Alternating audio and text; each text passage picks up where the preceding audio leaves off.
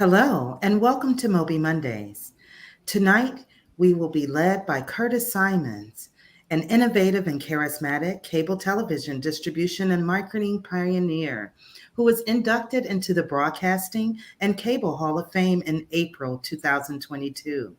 Curtis is the co-founder and CEO of HBCU Go TV, a 24-hour streaming network that covers the 105 historically Black colleges and universities around the country, which is now part of Byron Allen's Allen Media Group. A native of Bermuda, West Indies, Curtis is a graduate of the HBCU Central State University in Ohio. Curtis was a former president of the T. Howard Foundation, a nonprofit organization devoted to promoting women and people of color in the satellite and telecommunications industry. He also served as COO of the Washington Mystics WNBA basketball franchise and held executive positions at BET, ESPN, and Continental Cablevision. This is definitely Curtis's year of awards. This past June, he received the Global Minded Inclusive Leader Award, and in October, he will receive the Media Icon Award from the Living Legends Foundation. Ladies and gentlemen, welcome to MOBE Mondays. We present Curtis Simon and a wonderful panel for tonight. Thank you, Vaughn. It's welcome to be back in front of my MOBE family. This is Curtis Simons, chairperson for MOBE, also CEO of HBCU Go Network. Very, very excited tonight. I think I have something special to talk about that really touches my heart in the area of mental health. As many of you know, a lot of folks across the country are dealing with this issue, but there's not a lot of talk about it. And one of the things we hope to do tonight is to talk about it and really deal with some of the issues that are around that people don't really want to talk about. We have an exciting panel tonight that I want to bring to the table, but I first want to tell you about our title. The title of it is The Me You Don't See. The Me You Don't See. And that title is about, if you look at me today, what do you not see? And so today, what we want to talk about is the me you don't see. And we want to feature three panelists that I think you want to see. The first one will be Charlie Wysocki. And let me tell you a little bit about Charlie. Charlie is the former football star with the University of Maryland who spent 27 years battling mental health issues and homelessness. After years in and out of institutions and suicide attempts, he was finally diagnosed with bipolar disorder and is using his voice, like tonight, to experience and spread the awareness about mental health and efforts to release the stigma that we hear about it. We also will talk about Charlie's Huddle, which was founded by these three people on today. And Charlie, Emma, and Dan will talk about that. We also will talk about Charlie's book called Saddle Up, the Charlie Wysocki journey from gridiron glory into mental health. Charlie Wysocki is a man that I have known for over the last 5 months, and I'm very proud to call him a friend of mine. The next person I want to talk about is Emily Becker. Emily is right in the middle of this picture. Emily is a visual artist and mental health advocate who was diagnosed with OCD and depression 11 years ago. Disappointed with failure treatment and resources, she conducted her own research and learned to empower and advocate for herself. She incorporated her studies in psychology with her arts and received a BA in liberal arts from the New School in 2017. Emily started working with Charlie Huddle as a graphic designer in 2021 and expanded her role to include activism and program creativeness. The next person I want to talk about is Dan LaMagna. And Dan is the Associate Vice President of Student Engagement at Lackawanna College with experience in the field of sports management. He holds a doctorate in education, Master of Science degree in sports management, and a Bachelor of Arts degree in communicative studies. He received numerous awards over the years, and after 18 years of service in minor league football, he was inducted into the 2013 AAA Minor League Football Hall of Fame in Palm Springs, California. Dan co-hosted Dynasty Theory Football podcast and works with Charlie Huddle to raise awareness about bipolar and mental health. But before we get started tonight, I wanted to lead you in with a video that starts out about Charlie.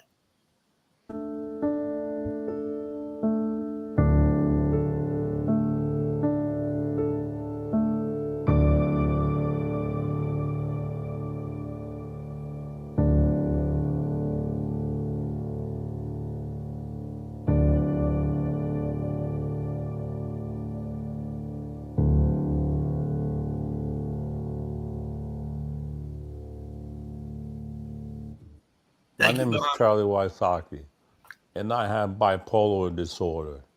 But back in the day, I was a great football player. Got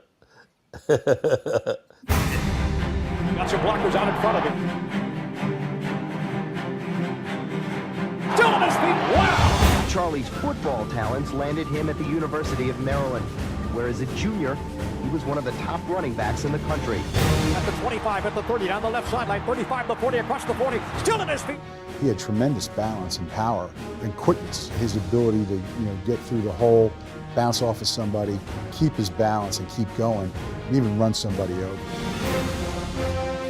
Dave Pasella used to block for me, and I thought he was great.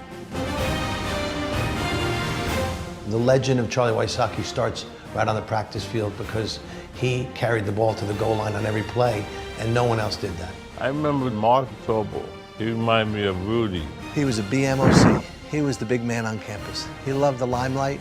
He had more friends. He was just a very friendly, sociable, great guy. Great to be around. I had a lot of friends. I loved my teammates. Then something happened. The 46th Annual National Football League Selection Meeting is now in session. Then everything changed. The day has come when there will be a realization of a dream, the dream to become professional football players. But the dream doesn't always turn out as everyone would hope it would. This then is the story of one man for whom the dream just turned into a nightmare, the story of Charlie Wysocki. Charlie, how you doing tonight? I'm doing fine, Curtis. Well, let's start back. Let's rewind a little bit, Charlie. Let's talk about your early days. What got you? You grew up. What was the love for football? And let's talk about your early days getting into the University of Maryland. Talk to me about that a little bit tonight. Well, you want to talk about when I was a youngster? Yes, sir. Well, when I was 12 years old, a friend of mine, he's still around today. He's a good friend of mine. He came to me and he said, "Would you like to play football?" And I said, "Yeah." I didn't know anything about it. I didn't know anything about football. So he took me up to where this coach was, and the coach signed me up, and I played. They put me on the line. I didn't know anything about being on the line. I wanted to be a running back, but he put me on the line. So when he put me on the line, I stayed there. I finished out the year, and then that first year that I went out for football, at the end of the season, we played Pittston Township Yankees. That's where Jimmy Cephalo, if you ever heard of Jimmy Cephalo, that's where he... Yeah, exactly. I remember that name. That's where he played. Mm-hmm. We played them guys, and I carried the ball a lot, and I scored 4 touchdowns. And the coach said to me, he said, "Next year," he said, "you're going to be our running back." So that whole year, I had to keep my weight down. I had to keep my weight down that whole year. So when I kept my weight down, I used to have to go over his house. I used to go over his house. He used to give me grapefruit juice to keep my weight down. So the next year, we won the Super Bowl. And this is kind of funny, but Coach LaMagna, he doesn't know this. Mark Duda lives in Plymouth at that time. He's the coach at Lackawanna College, and he played in the NFL, right? So we played the Plymouth Shawnee Indians. We played them, and we beat them in the Super Bowl. We beat them 44-13, and I had 5 touchdowns that day. Well, you were a hell of a running back, Charlie. That sounds like a hell of a running back. Let me ask you this. Fast forward. You go to University of Maryland, and in 4 years, you had almost 8,000 attempts in rushing, and ran for almost 4,000 yards. But in today's world, that would be big numbers. So what happened when you went to the Cowboys? Well, when I went to the Cowboys, they were loaded. They had Tony Dorsett, they had Ron Springs, they had Robert Newhouse. They were just like really packed, you know. And I suffered from a sleep disorder. Which was bipolar. I couldn't sleep at night. And I'm trying to run around in the heat. With all these other guys, and I was just dying out there, you know. And then Coach Landry calls me in and he says, "Well, I don't think you're like suited for the Cowboys." So, and then I attempted suicide. I just didn't want to live anymore because like my whole life was football. Right. My whole life was football. Right. Let me skip over to Emily on that real quick. Emily. Yes. You have bipolar.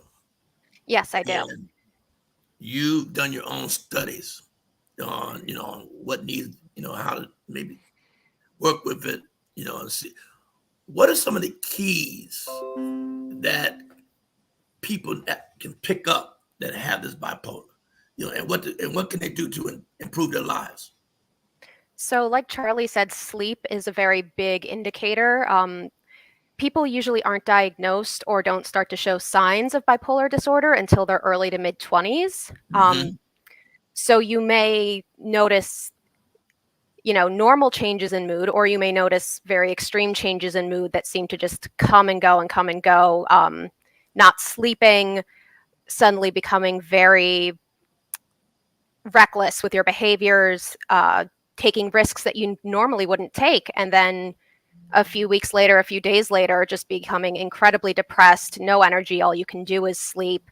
And there are multiple types of bipolar disorder as well. So the severity to which you feel those symptoms, how rapidly you feel those symptoms, all indicate what kind of treatment you need. But unfortunately, a lot of people, those symptoms are undiagnosed or misdiagnosed. With women, it tends to be unilaterally just say, it's depression, it's fine. In the Black community, a lot of the times, if there are psychotic symptoms, doctors will say, well, this is schizophrenia, not a mood disorder. So the treatment is not always there, regardless of what signs you're actually giving. Exactly. And Billy, in the Black community, where many people do not have confidence in the doctors, and they don't go to the doctors early on to get that, any confidence on that. What can we speak about tonight to help them a better understanding if you're in a certain mood or something, you need to get help. The one thing we want to try to talk about today, and I'd like you and Dan to talk a little bit about, is that this is not just an athletic situation. This is the normal me, you, and what can we say, Dan? How can we start helping people understand the situation a lot better? What can we do out there to do that? Yes, that's a great question there, Curtis. And I think we could all agree on this call. It just starts with being kind. This world could use a lot more kindness, because 1 in 5, I think, is the data that shows, everyday people dealing with mental health. And Charlie's story is fascinating. And, I think I was, just blessed in life to have crossed paths with Charlie, and our common denominator happened to be football. That's what connected us together. And I just happened to have, maybe a combination of a good upbringing of parents that welcomed diversity, which included mental health, as a young child growing up. And then into my professional career, learning as a counselor, a lot more about mental health. So I went in with an open mind, and, you kind of opened us up, Curtis, with Charlie's, just history, this All-American football player that's in the Dallas Cowboys camp. I mean, as a young boy, I dream of walking in Charlie's cleats there. He would live the dream. And, along the way, mental health, took, Charlie's football career away from him. And I think just by people being kind and open-minded, I think it's the goal of Charlie's huddle. There's a lot of kind-hearted, good people that have connected to Charlie. Not only are we helping Charlie, but Charlie's helping us. And it's just a beautiful story. Why don't you and Emily talk about Charlie's huddle? How you guys put that together, who was in that huddle, and how it's growing. Can you two talk about that? And so we can educate the public out there. Yeah, I think Charlie and Dan may be able to speak a little bit more in detail on that, because I've only really recently begun interacting with that group. But every single Monday we have a phone call, we check in, we see how everybody's doing, and we discuss issues that we've learned about, issues that we've been having with mental health, and ways that we can implement programs and raise funds for other people who are struggling with their mental health, and how we can use Charlie's story to help other people who are struggling with their mental health. Who is that group made up of? Is that more men, more women, more teens, more adults? Both. It's all of that, Charlie? It's not teens, no teens in there. Okay. But there's Emily, and there's another woman in there. Gail, yes. Gail is an expert on pharmaceuticals and fundraising in that sphere. Yeah, the beauty of this huddle is it's quite large. I mean, there's a core of us, maybe a dozen that's on a call every Monday, but there's probably upwards of 30 or give or take that are participating in different ways at different times. And yeah, that's true. But Charlie, we've had a lot of small successes over 2-3 decades with a vision of getting Charlie's story out there, improving the quality of life of Charlie's while opening up doors to help others. And, a mutual friend of ours, Curtis, J. Dove, connected this story, really, this want to help of Charlie to Emily's dad, Lee. And he has quarterbacked networking this huddle of, a huddle we want to grow still. There's a good University of Maryland network that has rallied around Charlie. And then there's a diverse, talented group of professionals, but we know we need to grow it. We need to get more mental health professionals in there. We need to get more diversity in there.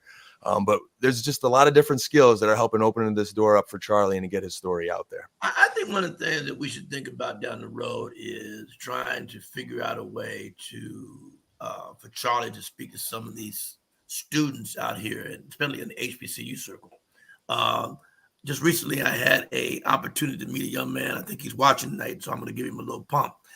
Noah Turney, and Noah goes to has created a program called ARC 12. And he goes to Howard University. And Noah was the kind of gentleman with another gentleman that we had a show around that we ran on HBCU Go that talked about their issues, which I think, and he was very open with it. And I think we need to really start figuring out ways and how do we bring this out? Because I think everybody's caught in the closet some kind of way, and don't know how to bring it out. And until you get a comfort level like your Charlie Huddle, where you guys are talking, everybody around that circle is comfortable with talking with each other about the issues and trying to educate each other on particular things that they're going through. We need to spread that word more vastly, because every day we wake up, something crazy is happening, and it's have to do with somebody got some mental issues doing something crazy. At the majority with Charlie Huddle is trying to work on massaging these issues to get people better. And I think that's one of the things, that's the message we got to try to deliver tonight. Charlie, talk a little bit about your book, Saddle Up with Charlie. Your journey. Talk a little bit. Why? You want to get the book? Why did you do the book, Charlie? You want to get me the book? Wait, what was that, Curtis? I said, why did you want Emma getting your book? Yeah, she's gonna get it, and I'll tell you. Okay, good. For those of you out there listening to us tonight, if you go on Amazon, check out bookstores, go get this book called Saddle Up Charlie. And it talks about Charlie's football life to his mental life and the issues that he dealt with. And Charlie, why don't you talk a little bit more about it? Okay. Just 1 second. 1 second. Okay. Well, while he's getting that book, Curtis, you also find it on Charlie's website, charliewysocki.com. But definitely amazing story there. I think you got the book there now, right, Charlie? Yeah, I got it. Put it up, Charlie, so we can see it. There you go. There you go. Talk a little bit about it, Charlie. Okay. It is we are both co-authors, C. Terry Walters and Charlie Wysocki. We wrote the book together. Why, Charlie? Why? Because there's a lot that needs to be told in here. It tells a lot about my life story. It tells a lot about me being in a mental institution. Tells about my marriages. I believe it tells about Emma. On the back, it speaks about Dave Pasella.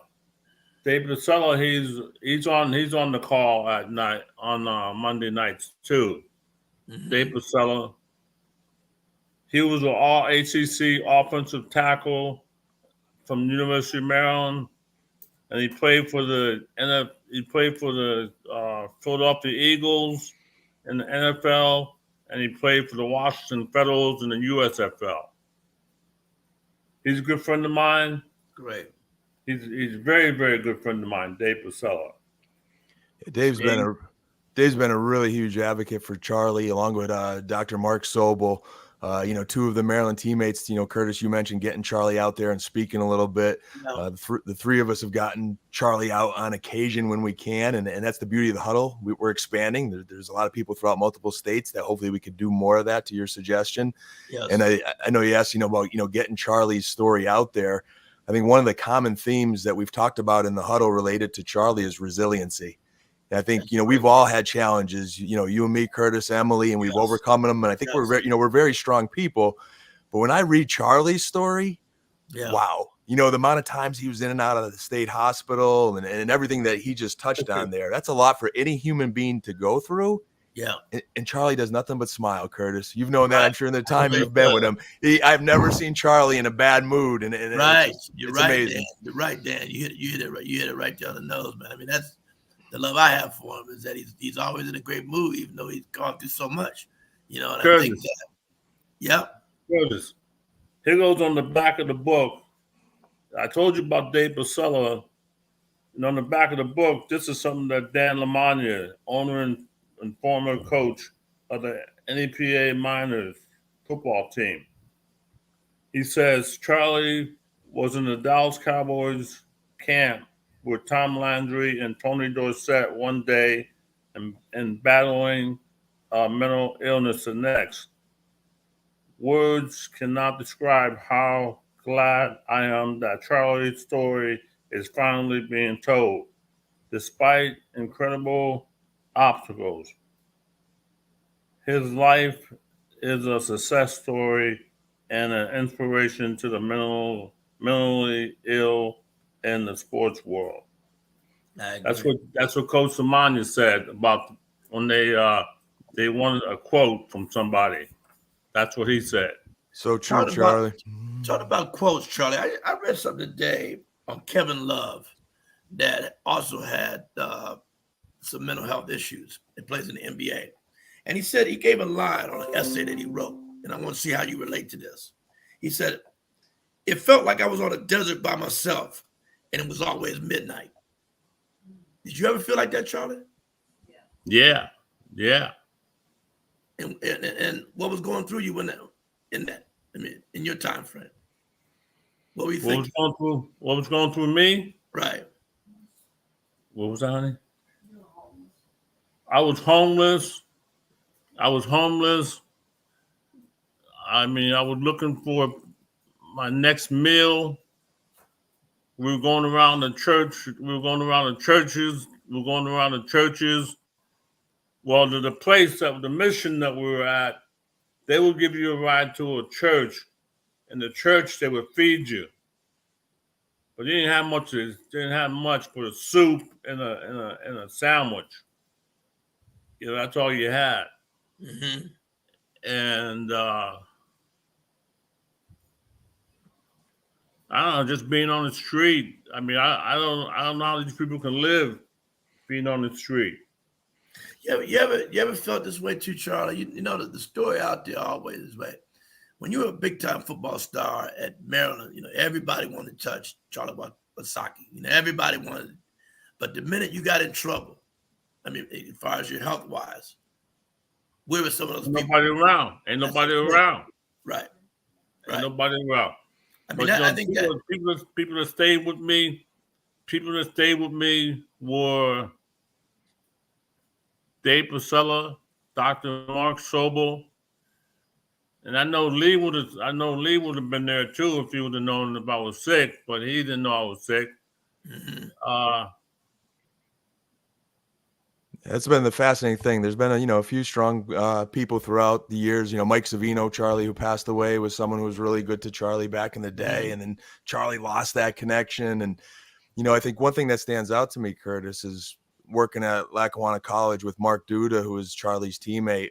And I asked Mark, a little bit more about Charlie's story, and he says, Dan, he said, the one thing, like if there was one person in our locker room that you wouldn't think would come down with bipolar disorder, it was Charlie. So, just for the people to understand, this was the most popular guy on campus. Like he was the big man on campus. There was no signs of mental illness whatsoever. And then it just changed. And, again, there's been a few people that have taken, stayed connected to Charlie throughout the years, but it shows how hard it is. Like even for myself as a friend, being a caregiver, it wasn't until Emma that came into his life that he had a true caregiver to be an advocate with him for Charlie with the doctors. That was a really huge piece. So, there's the patient piece, and there's also that caregiver piece which is so important and so critical. No, I totally agree.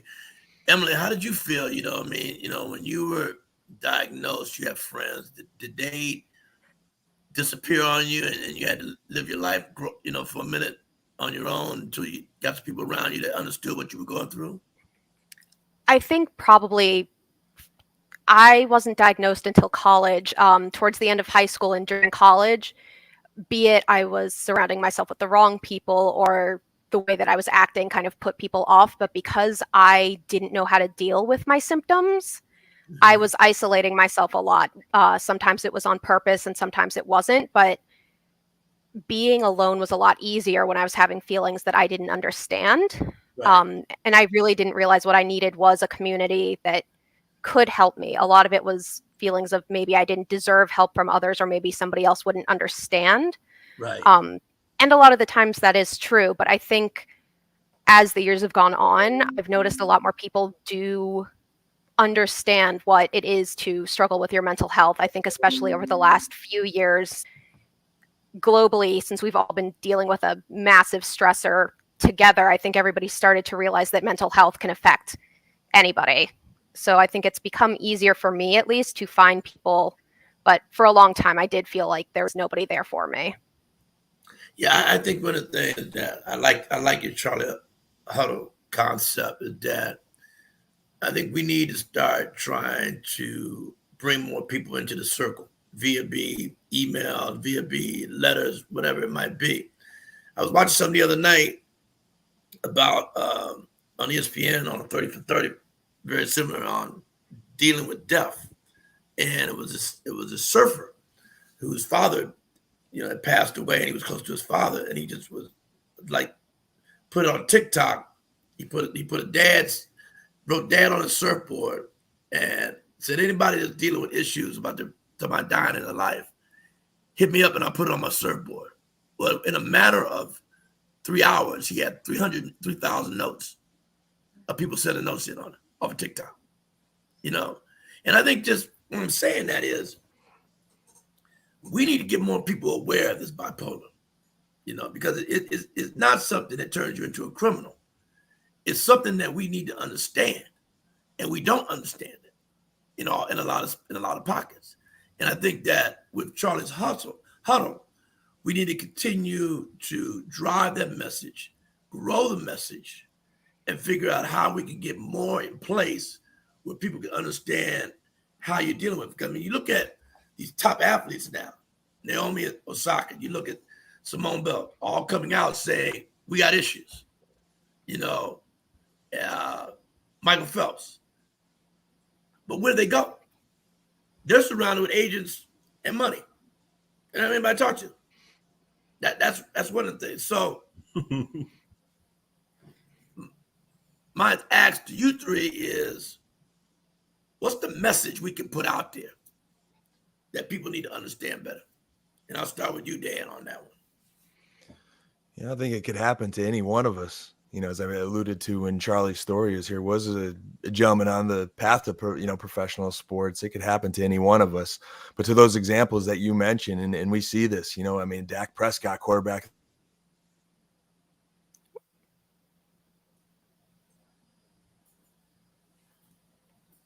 Coach.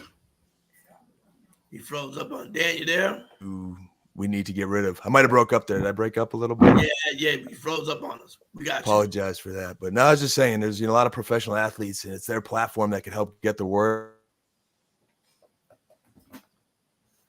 Froze up again Goes on with us, health, Dan. and we're trying to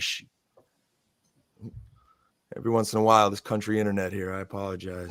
We know how that is. We know how that is. Hopefully I could get this out here. I was just saying we need that platform to help get rid of some of the stigma that goes with mental health and get the word out there, get rid of that stigma and get more support to raise awareness and get more help for people like Charlie and Emily and all these stories out there. There's a lot of people we could help. I agree. Emily, what's your thoughts on it?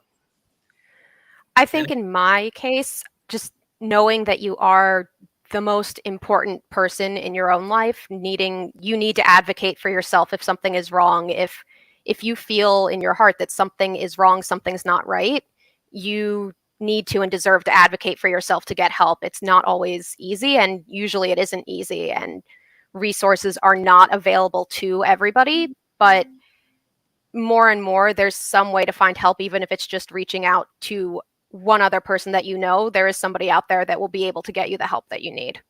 I totally. Charlie, any thoughts? Yes, sir. Any thoughts on that? Just say that one more time, Emily. That you need to advocate for yourself, and that resources are not always readily available, but you deserve access to resources, and people should seek them and continue to seek them no matter how difficult it is. I say yes, that's true. That's true. What do you think, Charlie? What are some resources we need to work on? Oh, I think we need some better doctors, if you ask me. I like that. I think so. Like, I think that two real good doctors, psychiatrists, would be Dr. Yeager from Clark Summit. He's one. And another doctor from Brooklyn Behavioral Hospital, he's two. That's Chad Nair. Chad Nair, he was voted to be, they said he was the best psychiatrist in NAMI. Did you hear NAMI? No, what's NAMI stand for, Charlie? National Alliance for Mental Illness, right? Right? It's good, Charlie. You're good. Emily? Yes. Charlie, he was voted the best doctor in the in the United States, I guess. Wow. Charlie, they need more of those doctors, though, right? I mean, I think of your journey, Charlie, how many times you kind of got lost in the system where you lost personal items. You were just, your medication was not managed. And it wasn't even you, Charlie, this happy-go-lucky guy we know. He was just so snowed sometimes, right? And It really wasn't until, again, Emma, his fiance, advocated and said, hey, this medicine is changing this person, that this is not good for him. Yeah. And when he had that support, it went a long way. They had me on all kinds of medication. They just they'll throw anything at you, Curtis. Well, I can believe that, Charlie. I can like you were saying about your mother, right? Mm-hmm. What they did with her. Right. They did the same thing with me. Right. They did the same thing with me. Exactly. I mean, when you were out on the street, Charlie, and I hate to bring this topic up, but I just want to be real. When you were out in the street and you were basically trying to survive, did you think you were going to survive? Well, with me, I was street savvy. You know, even though I was brought up by a well-to-do white family,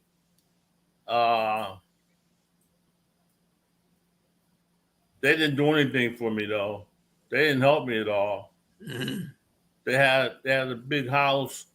They had a big house with bedrooms in it. I wasn't in one of them.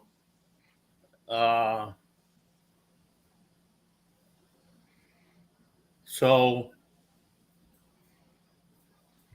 I had to fend for myself. Gotcha. I had to fend for myself. Gotcha. And then they would put you in these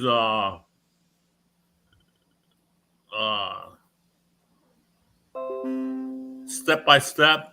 There's some kind of coach. What's step by step? It's some kind of organization or something like that.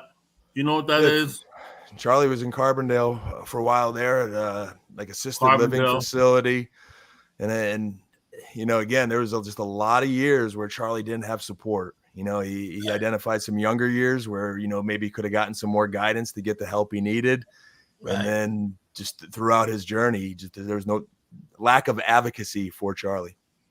Coach LaMagna, you know, Coach LaMagna, he was helping me out the best he could. He would come and get me. He would come and get me up in Carbondale. I would coach with him on Sunday. Was it Sunday or Saturday, Coach? Yeah, I mean, we'd have a practice during the week when we can, and you know, we'd have our games on Saturdays. And I think the big thing with that was keeping Charlie connected to something, you know, improving his quality of life, you know, to have a sense of belonging and making connections and, you know, getting Charlie around people. And you saw how much happier Charlie was, you know, so like we saw glimpses of what Charlie could be just being around people and, you know, putting him around that good environment. Well, that's good. It goes to one of our first questions. We got a question from Tim off of YouTube. He says, what is the hardest part, Charlie, about dealing with what you've been going through? What is the hardest part about dealing with what you've been going through, Charlie? Tim wants to know. The hardest part? Yes. Well, this was the hardest part for me. And Emma brought this up to me. Here I am. I'm in a mental institution, and they won't let me sign. I signed with the Washington Federals to play football down there in the USFL, but they won't let me out. But then the owner of this one team, Dan knows who his owner is, the owner of the Scranton Eagles, they let me go out to play with the Scranton Eagles, but they won't let me sign a contract with the Washington Federals. Or I signed the contract, but they won't let me play. But they won't let you out. They won't let me out. Wow. Yeah, there were a lot of years where you say, you know, what could have been? Right. You know, if the system is stronger, what could have been the quality of life for Charlie for so many years? I mean, I think there's decades that Charlie had so many highs and lows and ups and downs where, you know, you lost some good years. And again, he's been resilient through it all. And I think we're pushing a good decade now, again, since he's had Emma to advocate with the doctors and the many great people of Charlie's huddle that are just providing support and keeping them connected, you know? So that was a good question by Tim on YouTube there, you know, that what he's been going through in the hardest part, you know, I've experienced a lot of that with Charlie. And I think there's just been some lonely times until people in Charlie's life really stepped up to advocate for him. Yeah, Emily, we got a question for you. Came from Christine. Do you think isolation behaviors are assigned for direct intervention. How do you approach without violating someone's privacy? So that's difficult for me to say. I'm not a mental health professional. In my personal experiences and with what I've seen with other people, isolation and purposely isolating yourself can be a bad sign. It's also difficult to know exactly how to intervene without causing you don't want to cause the person more harm. That's always, if it's somebody you care about, you never want to make things worse. And sometimes it can feel like you're overstepping a boundary or putting your nose where it doesn't belong. I would say if you're concerned, if there's a mental health organization near you, if there's a helpline, a local helpline, a state helpline, even a social worker that you can reach out to. Right. If somebody is not in active crisis, I think 911 may not be the best option, especially if somebody's perhaps having a psychotic episode, or unfortunately, if somebody is not white, it's a little bit more dangerous to call 911 for these kinds of issues. So this is also a resource that we really need, is some kind of mental health experts that are available to us the same way that police, firemen, and EMT is available. But if you're able to call a helpline and just reach out and let them know that you're there and listen to them genuinely without judgment and say, I think it would be helpful if you were able to, seek X, Y, and Z resource. And even if you can do some of the research for them, I found a great therapist in the area that takes your insurance, like taking some of that pressure off of them and taking some of the work away that they feel is in the way of them getting help can be very helpful. So Emily, you just touched on a very hot topic for me.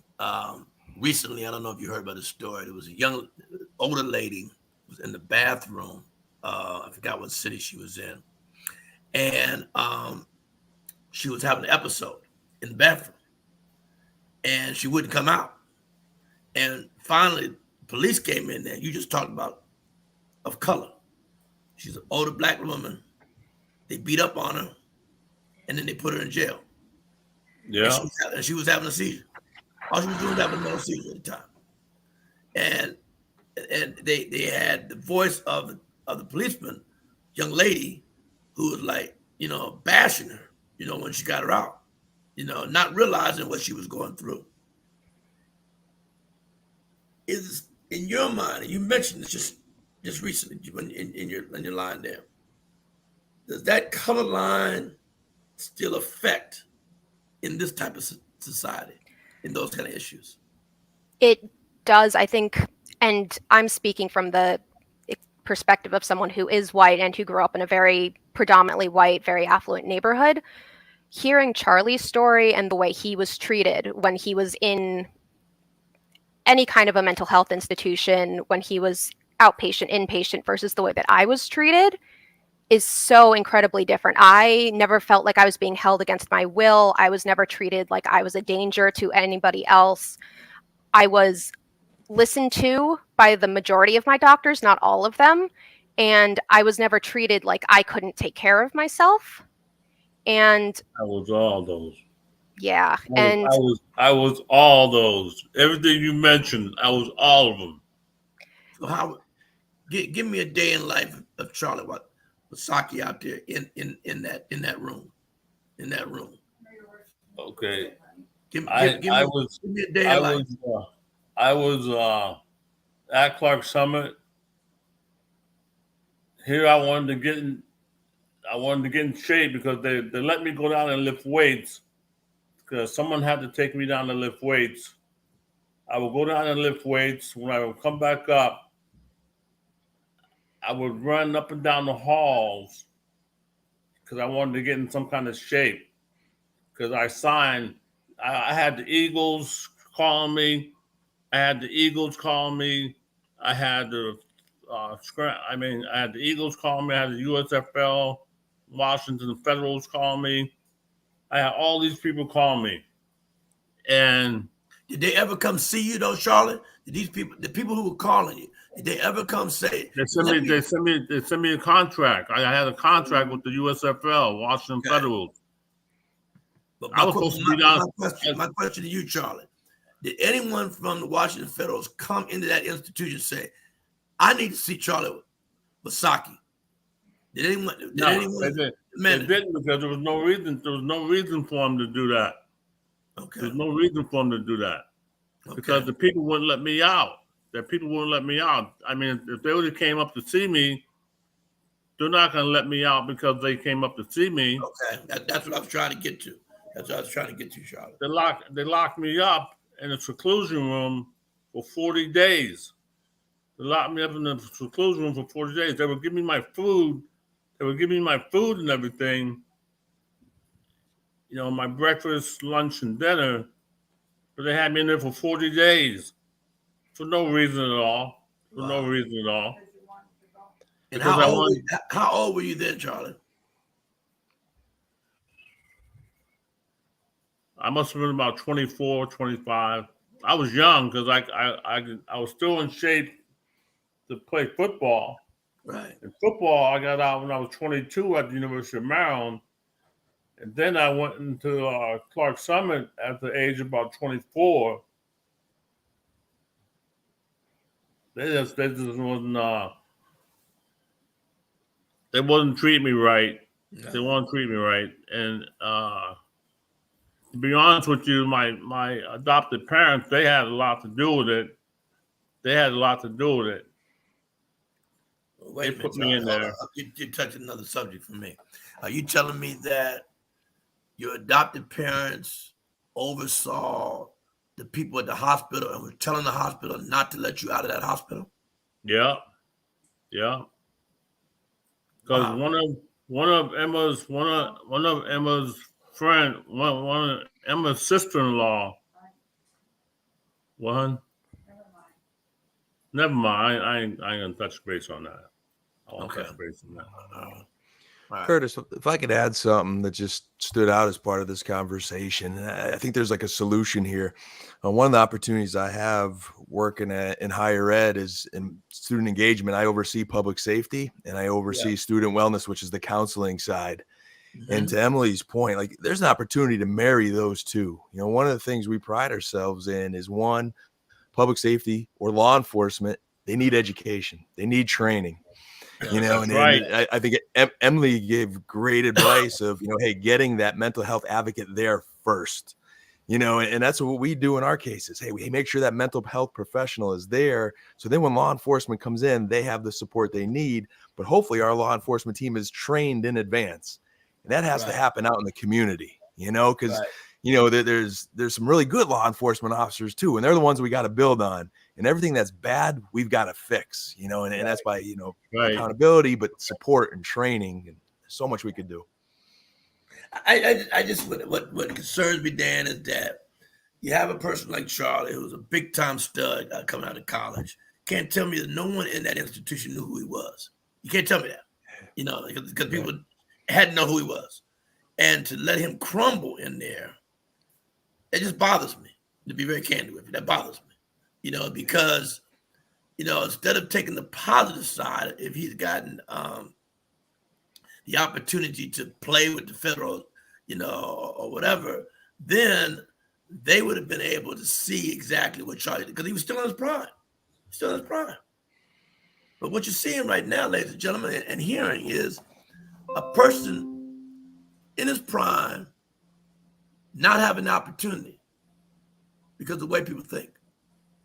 And that's something that, as Dan was mentioning, we got to work on moving forward in trying to change that thinking, you know, because that's a big problem in our society now, moving forward, is the thinking. So my question, Emily, I'm going back to you. You have some statistics that your dad told me about. Can you run those by me a little bit and let the general public hear some of the statistics that you came up with? So, again, I'm not a mental health professional. This was all found from secondary resources, but bipolar disorder tends to affect people of any gender, people of any race equally as far as the actual disorder itself. But once you're able to get diagnosed, if you are, typically the BIPOC community is disproportionately disabled by bipolar disorder, and the BIPOC community in incarcerated are disproportionately affected by mental illness. So you see there's a lot of cultural competency that is not available. There's a lack of Black psychiatrists, a lack of Black psychologists, in addition to the issues with law enforcement, in addition to the issues with who is being sent as a first responder for mental health emergencies. Yes. And I would say that, if these numbers are correct, about 2% of psychiatrists and 4% of psychologists are Black. So even if somebody wants to get help that is available to them may not understand where they're coming from. They may not understand how someone grew up. They may just not understand something culturally that is normal or seems normal. And I know there's plenty of people who, if you're a man, maybe you're more comfortable seeing a male psychologist just because maybe they kind of understand the kind of cultural pressures that you feel or the things that society puts upon you as a man. And I think the same could be said for people wanting to see somebody that is the same race or who comes from the same background. You want somebody who understands not just what's going on inside of you, but what's been happening around you your whole life. I totally. Curtis. You know, I see the one question up here. You see it? Says, Curtis, please ask Charlie how he was finally able to get the proper treatment after 27 years in and out of institutions. I would have to say, when I met Emma, she changed things around. I was living in a nursing home. I was living in a nursing home in Plymouth. Charlie, sit back a little bit, Charlie. Sit back a little bit. There you go. Okay. I was living in a nursing home in Plymouth, and I just happened to get out. I was taking a walk, and there was this bar. It was called Bottle Caps. This bar, it was called Bottle Caps. And I walked in there, and the guy, he's dead now, but he's the bartender, and they owned the bar. You know, and that's where I met Emma and her girlfriend. Lottie. You know, then she asked me if I wanted to shoot some pool, and I said, yeah, I'll shoot pool.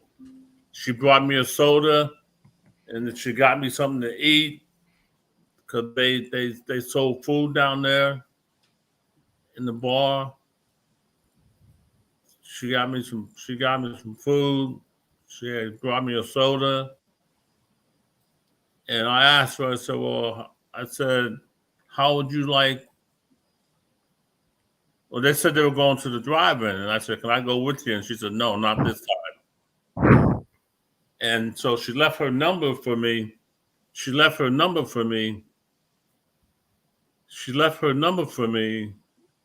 And they gave me her number, and I used to call her house. And then I took her out. I took her out for Chinese food.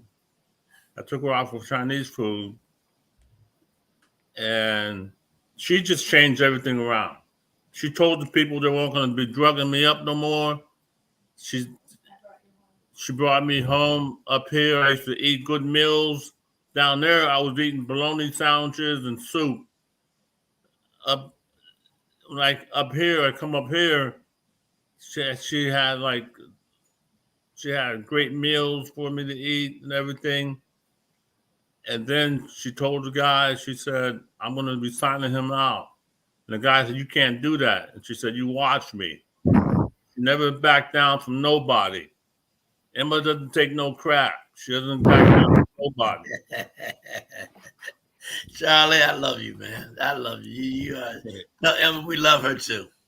No question. But I think we're running down. We've got a few more minutes left. I got one thing I want to run past, and then I want to get you guys' closing remarks for the night. I want each of you to answer this question that's been burning in my mind. If you had to look back on your lives at this point, what would you do different? to be successful? Dan. It's a great question, Curtis. And I think the one thing I would do different is just start sooner. There's a lot of good things that I'm proud of, and like being part of Charlie's huddle now. And I think we all got certain professional aspirations. I just wish I got a bigger jump start. It took a little bit longer for that light bulb to go off. So if I could start sooner and just, doing more good, I think even more would be accomplished, but that would be mine. Emily? I think what would have made the biggest difference for me is just being less afraid to stand up for myself. In instances where I felt I wasn't being listened to about my own mental health, I think that could have protected me from a lot of mental and physical damage that I had to deal with to get to where I'm at now. And it's difficult when you've been suffering on your own for a long time to have an expert come in and say, this is what we're going to do. And if it's not working, you might feel like the fault is your own, but you need to be able to stand up for yourself and say, this is not working. I don't feel right. And you need to put my health before your whatever bias or whatever ideas you have in your mind. If something doesn't feel right, you know better than anybody. I like that. Charlie, what's your thoughts? Any? The thoughts on what, Curtis? I was saying, if you had to look back if you look back in the mirror. If I had to look back in the mirror, what I would do different, right? I wouldn't do anything different. I like that, Charlie. Because all the people that I have met over the years, I had a book written about me when I was with the Wysockis. They wanted to make a motion picture. Columbia Pictures wanted to make a movie about my life story, but they turned it down because they said it was not enough money, and I think that my story would be a great story to be told, not just now and everything like that, but I'm talking about in the movie, because you don't find too many movies about mental illness. I seen one movie, and I don't know what the name of it is. I seen one movie, it was about mental illness.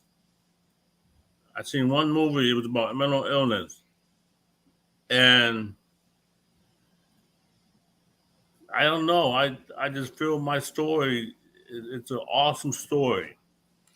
Well, I second that, Charlie. I think that, number one, Charlie Huddle that you put together with Dan and Emily and the team is an incredible achievement of being able to get more people to tell the story. And I think you're right, Charlie. You do have an incredible story.